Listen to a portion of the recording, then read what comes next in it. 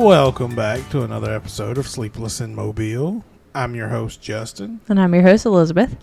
This one's going to be a little special for me. I think it's going to be really good because I have no idea what he's going to say. I mean, I know the topic, but I have no idea what he has in store. So we're talking about the man, the myth, the legend that was my pawpaw. Lee Berry Simpson. The name says it all. It's a weird name anyway. But Lee Berry Simpson. It's like Chuck Berry. Chuck Berry could play every Johnny chord. Be Good. He could play every chord on the guitar. I know every word of Johnny Be Good. My grandpa knew 3 chords. And he played them like a champ, though, man. He thought he was Stevie Ray Vaughan up there with them 3 chords. But it was the same 3 chords over and over and over. He was a character. Was he? I feel like I missed out by not meeting him. Oh, you definitely missed out. Yeah. They could have based a TV show around him. They really could have. Like, they've done it over everybody else, so I see why not. It would have been a great spinoff of King of the Hill. He would have been a great character on King of the Hill. Yeah. You know, watch that. I didn't watch too much of it, but I know what it is. But anyway, I've only watched a couple episodes. Now I watched Bob's Burgers. He wouldn't have been on. He couldn't have been on Bob. He definitely couldn't have been on Bob's Burgers. Bob's Burgers was amazing. He couldn't have been on Bob's Burgers. But he could have been on King of the Hill. Yeah. He would have been Boomhauer's right-hand man. I have no idea who you're talking about. You just have to look it up. I'm just like, okay. Like him and Boomhauer would have been 2 peas in a pod. Peas and carrots. Yeah, that's Forrest Gump. I mean, I know, but I don't know anything about King of the Hill, so take what you can get. For the people that do know him, you may have a different opinion, but as for his grandson, you idolize the man. Not only is his grandson, I was one of 4 grandsons. I was the oldest. He was very open about me being his favorite. Well, I mean, there was a big gap between you and the rest. There was, and he had a lot of time he had 10 years, with 2 of them, and 8 years with 1. So I mean. But how old were you whenever he passed away? I know you said you were in. I was. Let me do the math. Hold on. Yeah, I was 14, working on 15. But yeah, he was very open with the fact that I was his favorite. So he and I had a pretty special bond. I mean, yeah, he took you on like DUI trips and all kinds of stuff. I touched on that in the first episode, didn't I? A lot of people gave me like sideways eyes about that. About us getting pulled over. He wasn't full blown drunk. I don't know if I made that clear. Like, I know. But he wasn't. Had been drinking. He wasn't full blown drunk. Yeah, way to defend him. He was drinking and driving. No. He had run out. He didn't drink and drive.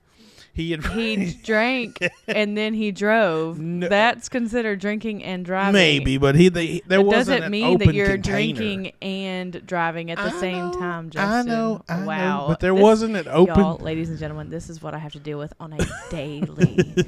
He will fight me tooth and nail over just the wording of something. Like, I'm just saying, dude. But he wasn't even really tipsy. He had run out toward the end of that bottle when he had gotten started that day. Or that evening, actually, because it was nighttime when we got pulled over. I've always said he was the best and the worst role model somebody could ever have. Hold on. Let me clarify that. He was the worst role model because of his vices and his habits that he had. You did not want to be that guy. But he was also the best role model because you learned what not to do from him. I mean, if you're thinking that way, I mean, Hitler could be the greatest role model. Like, what kind of a role model is that? Like, you learn what not to do. Oh, okay, yeah. Don't kill 6 million Jews and don't drink and drive is drastically different. I know, but I'm just saying, like, that's the same kind of comparison that you're trying to convey over here. I mean. So, right now, if he were alive right now, would you let him babysit Emery? Absolutely not. Exactly. And by the way, you guys, we have a child. And we do this podcast when she's asleep. So we just put her down. It is 10 p.m. And I edit this thing at night. Yeah. We're running on fumes anyway. We're struggling. So I'm going to try to get through this. That was very random, but just letting y'all know. It came to my mind. That's the running on fumes talking right there. You just start throwing in random bits. Hey, that's what I live for. Anyway, carry on. He would babysit us, but I would. Not that I don't think he would do anything. He would just get drunk, and I mean, you'd be roaming around. But I also understand your parents trusted him at the time. They didn't really. Yeah, I mean, they trusted him all the way up till he died. Yeah. You know, my aunt, same thing with her boys. When did they find out that you said you were 4 whenever he drank and drive with you and got pulled over? It was 4 or 5. So when did they find out that he did that? Oh, so at the time we lived with him. I mean, I know, but I they rode were to at town work. with. No, Were they not not at this time. So when my grandma died. So how did that go down? Because okay. I mean, I love your mom, but she would never let that happen. Not now. So here's. I don't see how she would let that happen then. So let me run you through the situation. So when I was little, we'll say 3 and under, they worked night shift. Both my parents, they had jobs that required them to work night shift. So I would stay with, and this is my dad's dad I'm talking about, and his mom. I would stay with them while they worked night shift. Mama would get off work. She would come pick me up from their house in the mornings, take me back home with her. We'd go through our morning routine. She'd bring me back to them before I had to go to work, before she had to go to work. That's how all that got started. Well, when she died. Your grandmother. Yeah. When my grandmother died, we moved in. We had already been living there for a little while. I don't remember exactly the reasons why. So I died when she died. I died. Running on fumes, I promise. So she died in September of 97. I turned 4 that December.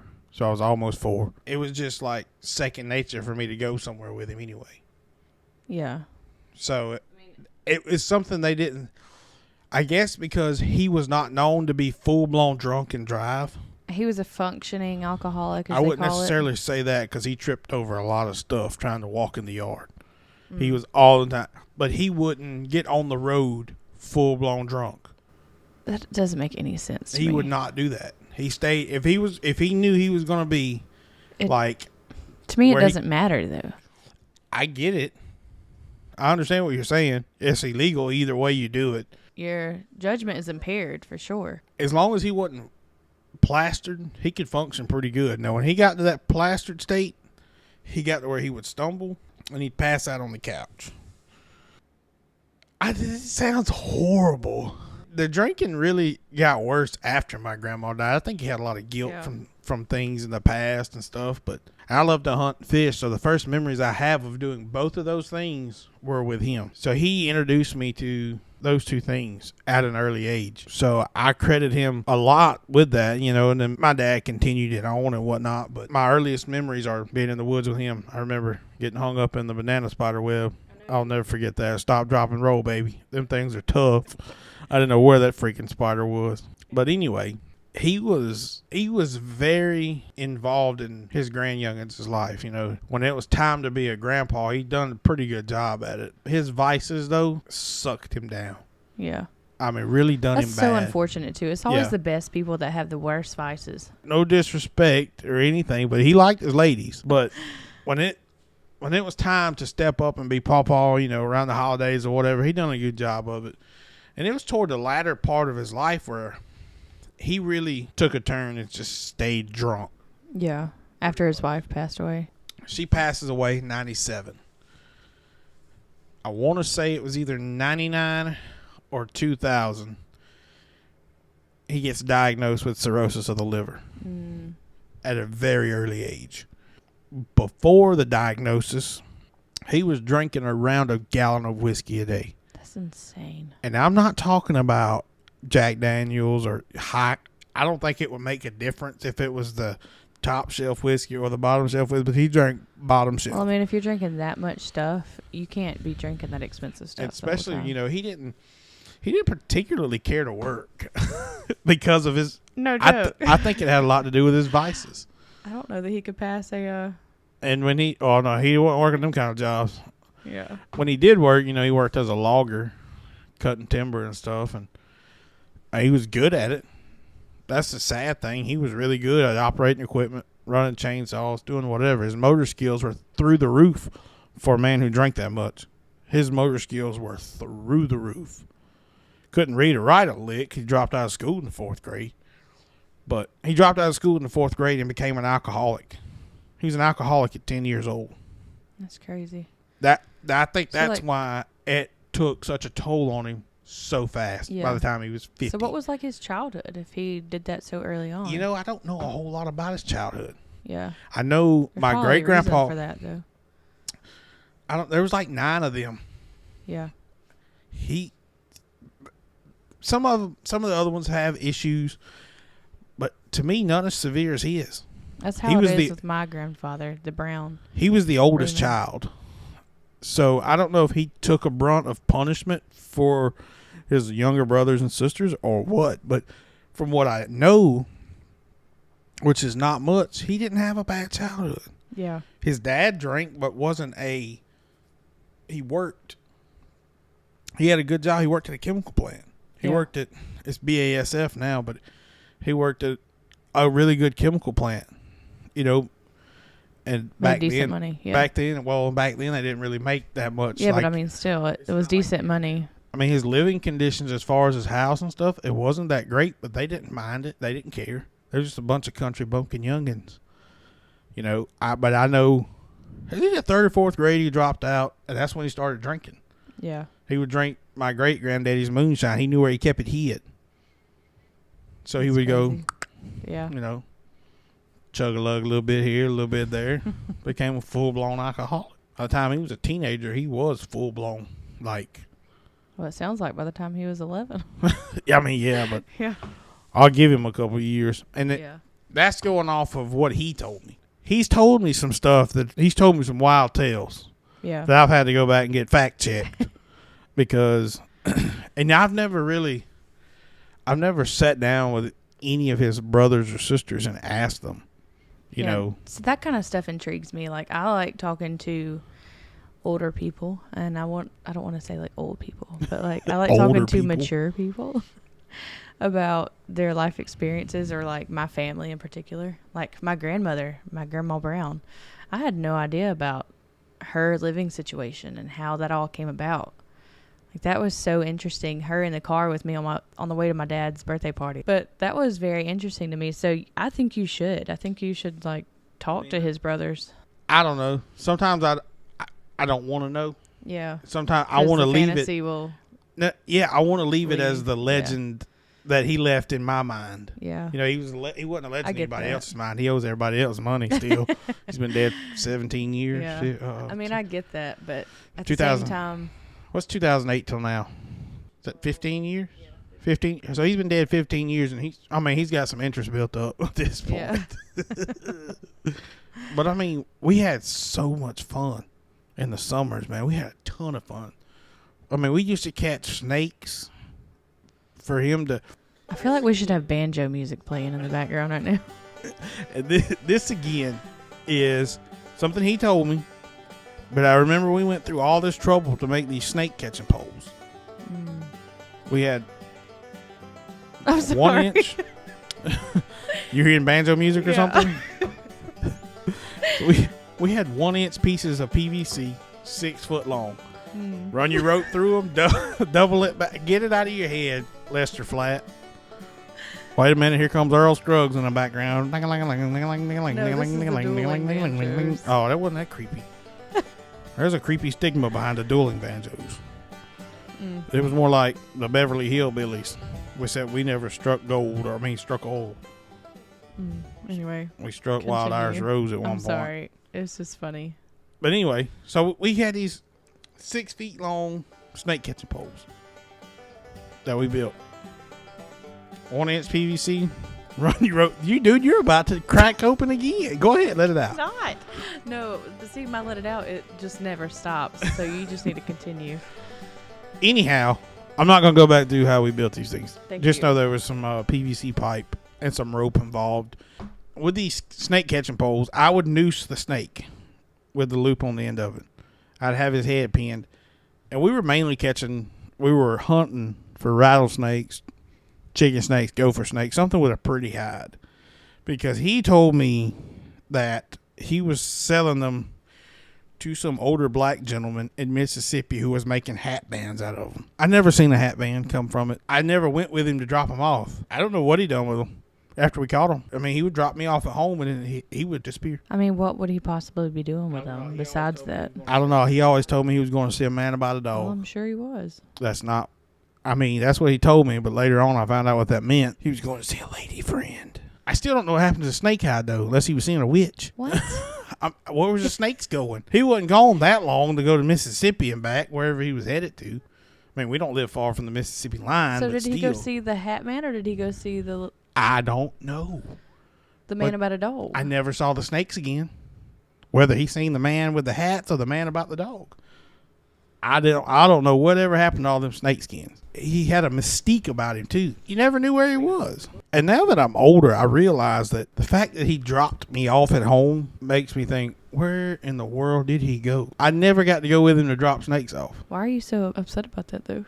Because I'm just now realizing as I'm talking about it. Because when you're a kid, you don't think about that How often stuff. did y'all snake hunt? It was during the summer. We did it for a whole summer one year. Between that and picking up aluminum cans off the side of the road, he didn't like to work. Let's get back to that. He didn't like to work, but he would get up at daylight to go pick up cans off the side of the road. He'd make you do it with him. He didn't really make me. I wanted to go. Now he would be making me go. I'm not going to walk up down the side of the road in knee-high grass where I can't see my feet to pick up aluminum cans. Well, then he would make y'all insert sand into them before you drop them off. Hey. I want to say this real quick. We were picking up cans one day, and he found somebody's wallet on the side of the road. I haven't heard this story. Oh, yeah. $700 inside the wallet. Brings it home, throws the wallet in a garbage can. That is messed up. People's ID, and I think somebody stole somebody's purse or something, or wallet. Why would they steal somebody's wallet and leave $700 Hold in on. It was the way it was tucked in there. It's like they didn't look good. Oh. And it was just chunked out. It was a billfold. It was a man's wallet. It was just chunked out on the side of the road. Of course, Lee Bear's going to look through every pocket. You can well bet he did. I mean, there was $700, and I won't never forget that. Did I see a dime of that? Absolutely not. How much did the liquor store see? About $5. He had to keep $200 for gas to go back and forth. But we would pick up cans, throw them in the bed. I mean, we would cap the bed of the truck off. There'd be so many cans in the back of it. 93 or 94 Ford F-150 single cab long wheelbase. Had a big old bed on it. We would fill that rig to the top. Then when we get home, it'd give me a rake. I'd rake them into the driveway. He'd be out there spreading them out with his foot, kicking a little dirt over on top of them, getting a little dirt in there, making them weigh a little more. You didn't do every layer like that because we had these big wire baskets we made out of dog pin wire, big 5 foot tall, 3 foot tall, something like that.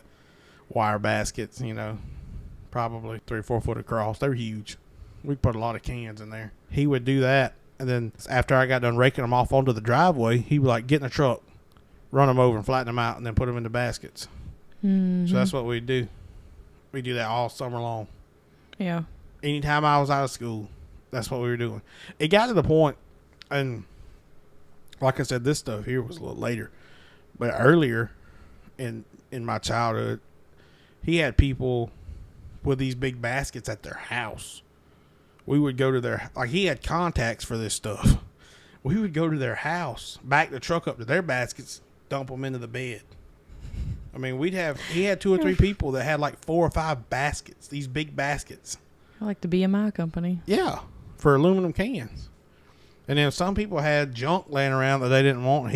We'd pick that up too. Take it home, clean off all the plastic, and the similarities between your grandpa and my grandpa are staggering. My grandpa Brown, I should say. My grandpa wasn't in the military though. Well, I promise you, mine probably didn't want to. Yours probably seen stuff in the military that created his issues. I don't know. I mean, how much stuff do you see on an aircraft carrier that's... It's a lot of naked men for one man to have to see. It's the Navy. The Navy has a stigma. I remember just going to their house. They had a 90-degree turn to get to their house down the little single lane. And right before you get to the 90-degree curve, there was a huge pile of aluminum cans. And as a kid, I was oblivious to that kind of lifestyle. I just didn't know what it was. I just remember having to drive over these cans all the time. I had no idea what they were there for. I was like, why would they put cans in the middle of the road? I was so confused. You can fit more of them in a basket that way. But there was so much junk at their house because, he just took anything anybody had. If there was anything on the side of the road, they lived off 45. Highway 45. And if there was anything on the side of the road, he probably, going through there, it was like going to a drive-through museum in a way, because I can't tell you how many commodes there were down that lane. How many refrigerators there were. Dude, I can take a refrigerator apart like a pro and separate the scrap into categories. Where their house was, it was surrounded by swamp marsh. Like, I shouldn't say marsh. It was surrounded by swamp. Yeah, it was a creek. And it was just so swampy. But just imagine, like, going... It felt like I was going to Shrek's house. Like, it was awful. Like, did he have a boulder? That's a nice boulder, too. He didn't have no boulder. He did not have a boulder. I don't want to get off topic from your grandpa, but my grandfather and my grandmother split. We could do a deep dive on yours next. Well, I don't know enough about him for a whole episode. Get you some research. He sounds like an interesting cat. Yeah. Well, they split up, but they stayed on the same property. So my grandma stayed in the house, but he brought in a single wide, like, it's not a single wide. It was just like a small camper, but he put it on stilts, if I'm not mistaken, because I guess like the swampy marsh. In case it flooded. Yeah, I don't know. He had a camper with a lift kit. He put it like right where the 90-degree curve was to their house, and he would come over for supper. Like, it was sometimes the people most just can't live odd together. situation. But yeah, I would love to do to have my dad. My dad actually agreed to get on the show, to actually come over here. You should get him to come on here and do a good lighthearted episode talking about your grandpa. And then people can get in the comments and see whose grandpa was cooler. It was definitely yours. Mine, I think my dad would probably have to have a few drinks in him to talk about him. That's okay, as long as he was honest. He would probably be too honest. But there's some stuff that he won't even tell me. There's some stuff that he's told me only whenever he was intoxicated. So there's some stuff I wouldn't even say on air, a podcast. Yeah. That's why I'm like, my grandpa definitely had many vices. Let's get back to mine then. Yeah. Sorry. Yeah. So yours is way better. Okay. I'm so sorry. My grandpa had aluminum cans is what I meant to say. I'm sorry. There was a similarity between aluminum cans. I'm so sorry. I'm pretty sure I make it sound like he was breaking some sort of child labor law by making me work so hard in the summer as a small child. But I mean, that's just looking back on it now. It's good for kids. It is. But looking back on it now, as a kid, I didn't mind it. Yeah. I would be barefooted most of the time. I ain't telling what I could have almost stepped on. To kind of give you an idea of how good of a grandpa he was when he wasn't sauced up, he went while I was in school and cut down half a forest one time. Seemed like that many logs he had. And he loaded them in the back of his truck. It was like this many pine trees. I mean, like this big. They were about this big. Yeah, it was about 5 inches in diameter. He cut a bunch of them down and built me a 2-story tree house in the yard. You know, I've always wanted a stupid tree house. You can say freaking on this thing. Yeah, I was going to, and I was like, I've always wanted a tree house, a double-decker. He built me a tree house. He wouldn't go to work and work. Yeah. But anything that made us happy, he would do it. Yeah. So, like, I had this really cool, it wasn't treated, so it rotted pretty quick. But he cut them. He took a chainsaw, and he would cut boards out of it. He built he put me a swing up under it. Granted, he just went and robbed a swing off the old swing set. But, I mean, I had a swing. I had a table. Yeah. He built me a ladder. Who cares? It's all about the creativity. He built me a ladder going up the second story. And I used to have this little, it was Daddy's before it, quote unquote, gave it to me. It was a little bitty red guitar. So I would get up there and pretend like I was in a country music video. I know you have a pair of red boots in a lot of your pictures. Yeah, that Mama still has those somewhere. Does she? Yes. Wow. They're still in existence to this day. We need to put Embry in them. Oh, I don't know if she's big enough to fit in them yet. It doesn't matter. But yeah. He would he had these old. Justin thought he was Alan Jackson, y'all. Still do. Okay. Living on love. He had that's where that come from, was him. So what came from? The thinking I was Alan Jackson. Oh. Because he had a VHS from the mid-90s of Alan Jackson music videos. He would pop that baby in. I could have been sitting around it in my dinosaur whitey tighties He popped that thing in. About the third song, I was fully dressed. Cowboy hat, button-down shirt, jeans, and boots.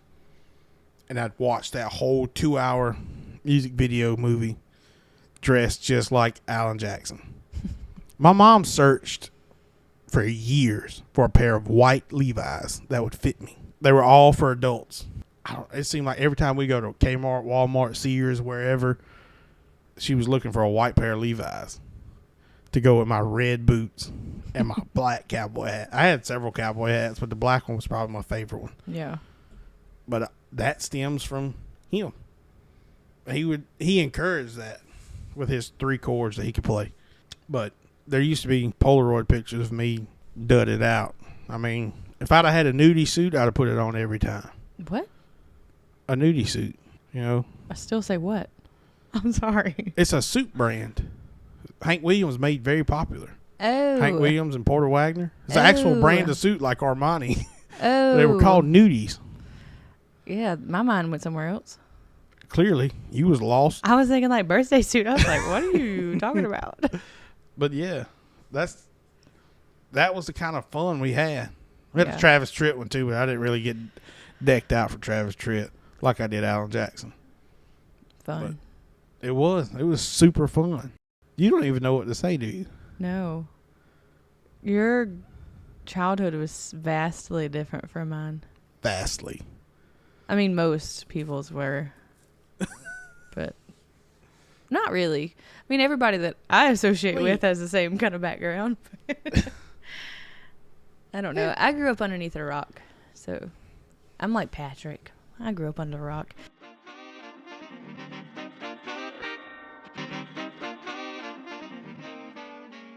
Dude loved Ellen when Ellen come on TV. I'm not going to lie. I loved Ellen, too. Dude watched. I was really upset whenever I found out that she was kind of a I'm villain. going to tell you, he loved daytime talk shows on TV.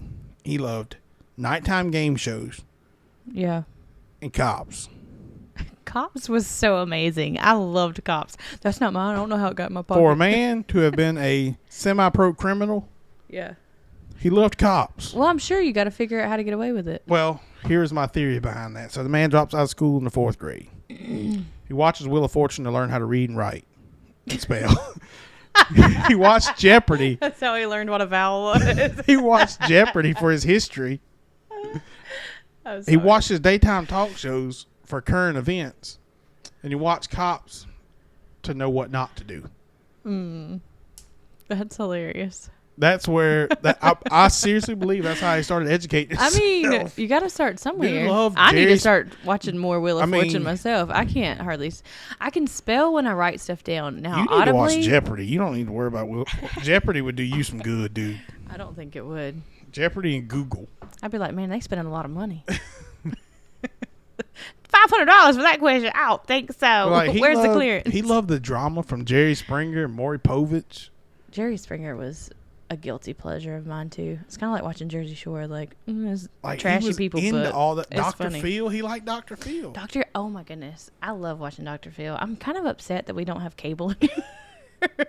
I'm sure you can stream Dr. Phil on one of them 72 streaming I don't know. platforms. Dr. Phil is he's a different breed. Like you have to pay to watch his stuff, and I know we pay for streaming, but I don't know what he'd be streaming on.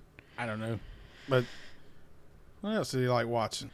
He liked his judge shows like Judge Joe Brown, Judge Judy. Judge Judy is my absolute favorite. Judge Judy's a savage. I love her. Judge Joe Brown's probably my favorite.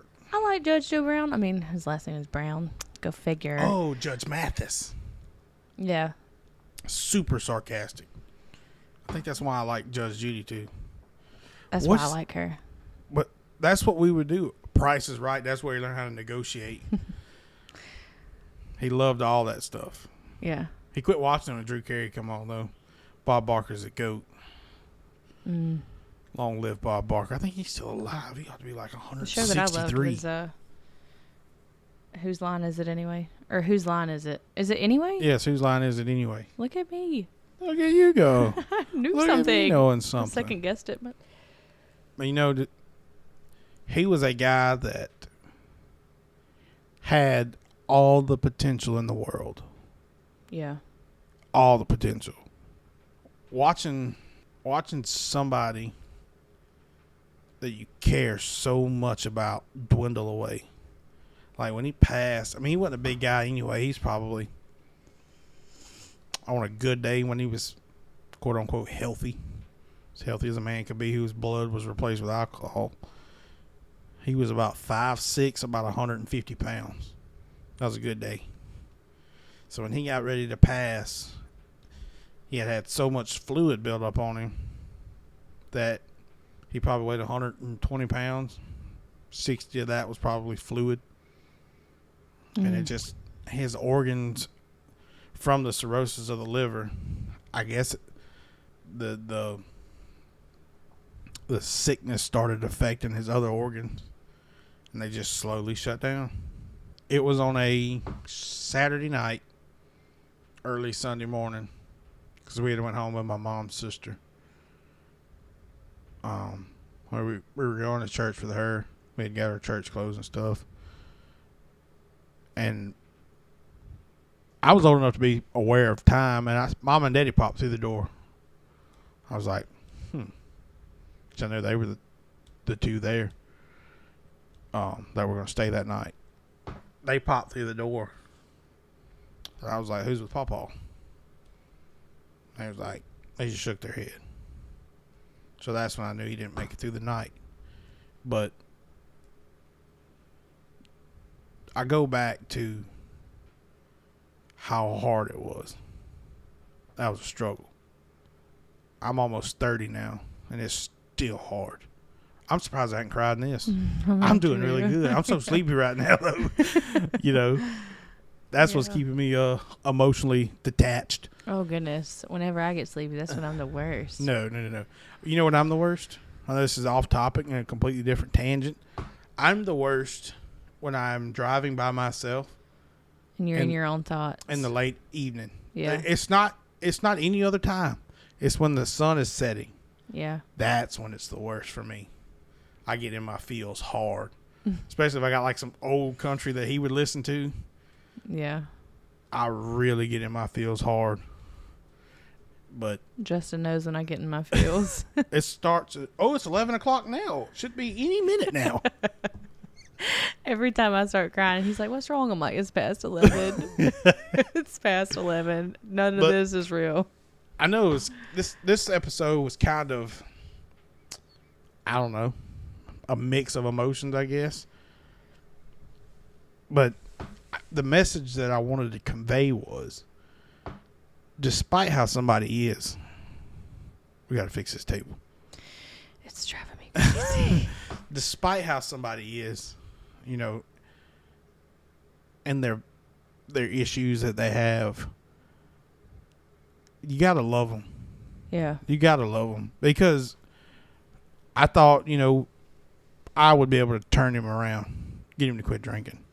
I struggled with that for a long time, trying to get him to quit. Well, as a child, really, as anybody that loves somebody so much, you don't want to see them come to a demise. And so you do think that you are special enough to them that they will stop for you. You know how hard it is to accept the fact that you're not? But a vice is a vice. And despite how much they do love you, having that vice, there's not much. I wouldn't say there's not much they can do, but that vice has a hold up. It's called a vice for a reason. Yeah. It has you in. For instance, whenever my parents are going through their divorce, I was 18. So, I mean, I'm an adult by this point. I should know that, like, nothing I do can stop their divorce. Like, it's nothing to do with me. It's everything to do with them and their relationship, not me. But, I mean, being an 18-year-old and, like, you go through your entire life up until now. It's 11 o'clock. Up until now, and you know, you think that your parents will be together forever, even though you see that they don't have a great relationship, and you already see the, you know, the runway lights towards divorce, like, you know what's coming. And ever since I was in middle school, my dad had been telling me, you know, like, you know, it ain't always going to be this way. I'm going to divorce your mom one day. Like, hearing that from middle school, like, that's really hard. And then I knew that my dad wanted to wait until everybody got out of the house as far as like, adulthood before he would do anything, because he didn't want to leave the house before, we were grown. I knew that my graduation was just like a countdown. So trying to talk to him and convince him to stay, I totally get it that you feel like you're special enough to make him stay. You're special enough to make their marriage work, even though it has nothing to do with how special you are to them. Exactly. It's a whole different situation. That's a hard pill to swallow. Yeah. So I could totally, I can't relate to being in love with like your grandpa and like just seeing him come to his own demise. I can't relate to that, but I can relate to trying to change something that you are not capable of changing. It's kind of the same kind of situation, yeah. I thought being his oldest grandchild, being his favorite grandchild. I don't keep saying that, just. I was your favorite. I am throwing it out there, I guess. Sorry, spoiled, boys. Y'all. I was spoiled. He was part of the reason why I was spoiled. You still are. He's part of the reason why I'm so spoiled. How about that? That's a little better. Thinking that, he put me on this pedestal, and I put him on a pedestal. I kept thinking that I could save him. Yeah. But can't. I couldn't. And that's been tough. Yeah. To watch somebody like that dwindle away. That's a tough one. Yeah. I remember going out to I don't want to get off the topic of your grandpa, but just back to this story of that, like, to make it relate. Like, I remember my dad and his truck leaving, and I went out there and I was like, Dad, you don't have to do this. I was like, you can leave her. I was talking about his, other woman. I was like, you can leave her. Like, it don't have to be like this. You can leave her. And he was like, well, baby, that's what I'm trying to do. But he was talking about my mom. And I was like, what? So just seeing him pull out of the driveway, like. I was like watching my grandpa pass, I guess. Yeah. It was just like, dagger. Boy, this went dark. It's okay, though, because... Yeah, but my dad is my Lee Berry. Yeah, hold it together, man. Something I want to say, too. I want to commend that my dad and my aunt, neither one of them have a vice. Yeah. Like that. I'm sure they have their own things they deal with. I don't know. We don't have that kind of relationship. I have a great relationship with my parents and stuff. But we don't get into the fields. You know what I'm saying? We leave that stuff at the door. Yeah. But I'm an in your feels type person, though. I'm nobody in my family. We're not talking about our feelings. I hate it. I really do. I hate it. I don't know. I like it because it eliminates that awkwardness. But I do want to commend them for coming out of that smelling like a rose. My grandma done the best she could, bless her heart. Dylan, she didn't have a driver's license. She couldn't drive. Yeah. So if she needed to go to town, she had to bum a ride from somebody because he would be too plastered to take her. Yeah. So that's what when I say I put him up on a pedestal, I don't want to make him sound like he was a god by any means. No, we know what you mean by that. Because he was a difficult man to deal with for a majority of the people. I see y'all similarities. Like, for a majority of the people, he was a hard person to have to deal with.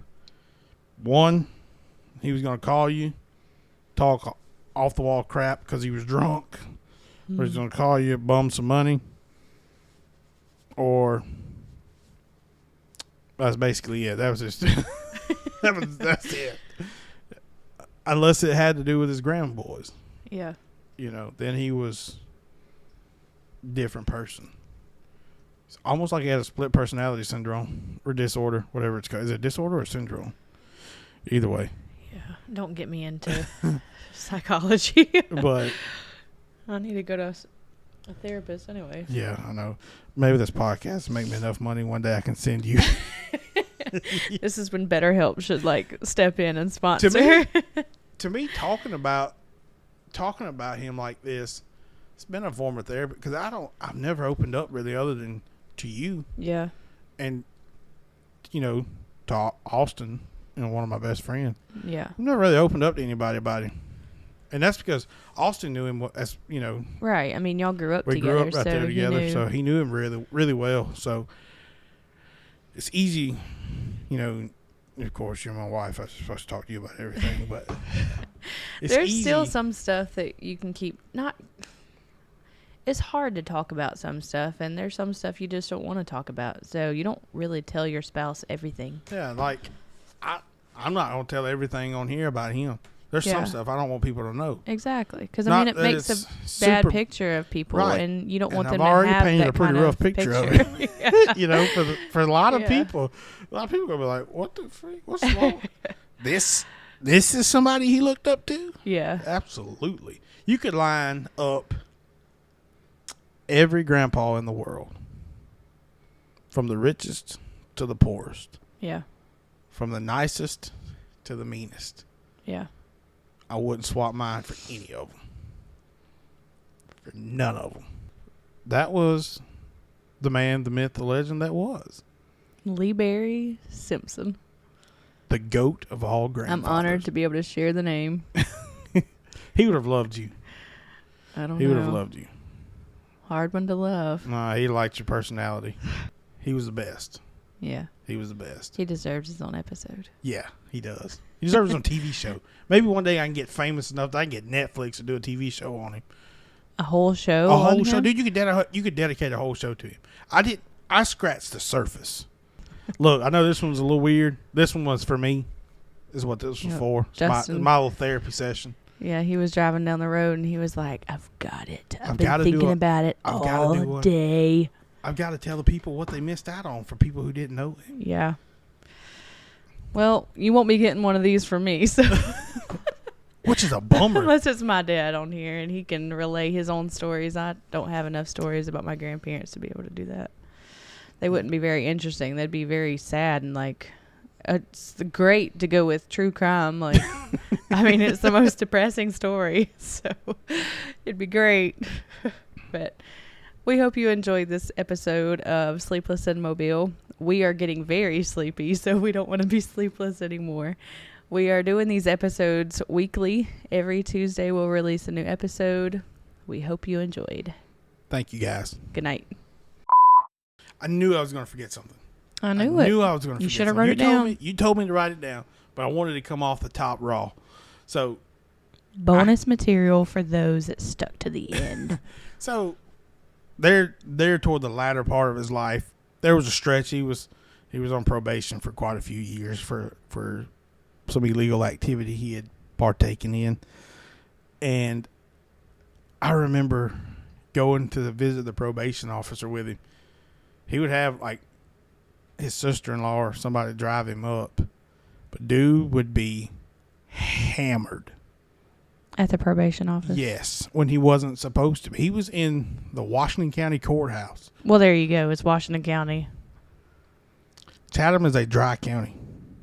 You can't even buy Washington County. You can't even buy beer. You may can now. I don't know. You used to couldn't buy beer in the city limits of Chatham. But it's still Washington County. You can get away with murder in Washington County. Knock on wood. I'm just not really. I'm just kidding. But I don't know. Chatham's pretty tough. But he would go in there for speeding tickets and be hammered. He would stop by a store close by and he would throw in a couple pieces of Winterfresh bubblegum, Wrigley's Winterfresh, thinking he was masking the smell. Dude reeked of wild Irish rose. And I would go in with him to make sure he wasn't getting arrested. It's like you were going to do something? No, that way I can come back out and get in the car with my aunt and be like, he's locked up. So we wasn't sitting out there wondering. Because, I mean, cell phones wasn't real popular when we were little. No, they weren't. We had, like, car phones. Yeah, not everybody had a cell phone in 2002, 3, whenever that was. Yeah, we had car phones back then. Well, I mean, people had cell phones, but we had like a... But yeah, I would go in there with him just to make sure. And I think part of it, too, they didn't lock him up maybe because I was with him. Because they had every right in the world to throw this dude in jail. But well, surely if they saw you, that would give them more incentive to lock him up so he wouldn't be drinking and driving with you. That's what I mean by Washington County, dude. Like, I don't know if you ever thought about that perspective. But No, I never thought about that. yeah. I mean, if they see this kid with this drunk man that they don't even know that he was not driving, surely they would have. His You gum would think. worked. I don't know. This is a great ad for that gum. It didn't work. I can promise you that. It still stank. You could smell it. Yeah. Like, and here's the bad thing. We were going up there like 10 o'clock in the morning. Dude was hammered by 10. Maybe they thought he just still smelled from his bender. No, you could tell. I'm trying to give the men the benefit of the doubt. Well, look. The cops, anyways. Not that they should, but I love cops. I'm not saying Well, that. here's the thing about that. Some of them were his buddies from childhood. Even more corruption. The buddy system. Like, he took me riding on my go-kart one time. He was lagging behind. And you wonder why he wasn't arrested. I jumped out on the highway with my go-kart. And he was probably a quarter mile or so behind me. Well, the sheriff passed me. Pulled me over on a go-kart. I got pulled over on a four-wheeler before. Pawpaw rolls up. Knows the sheriff. Sheriff tells him just load it in the back of the truck and take it to wherever we're going to ride.